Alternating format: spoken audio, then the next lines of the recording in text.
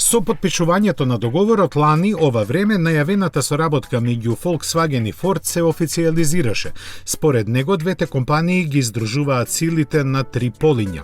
Главниот акцент е ставен на комерцијалните возила и предвидува заеднички развој и производство.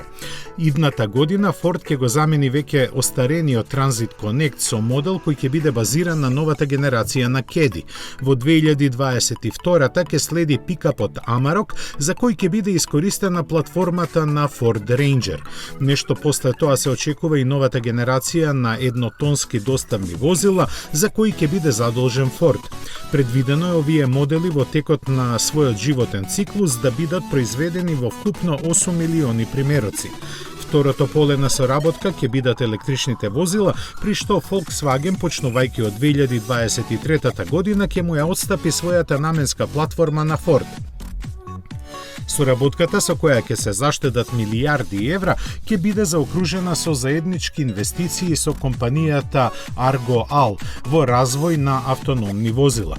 Во соопштението за јавност дополнително е објаснето дека овој стратешки сојуз не предвидува никакво здружување или пак размена на акции меѓу Volkswagen и Ford, како и тоа дека двете компании понатаму пазарно ќе делуваат независно како конкуренти.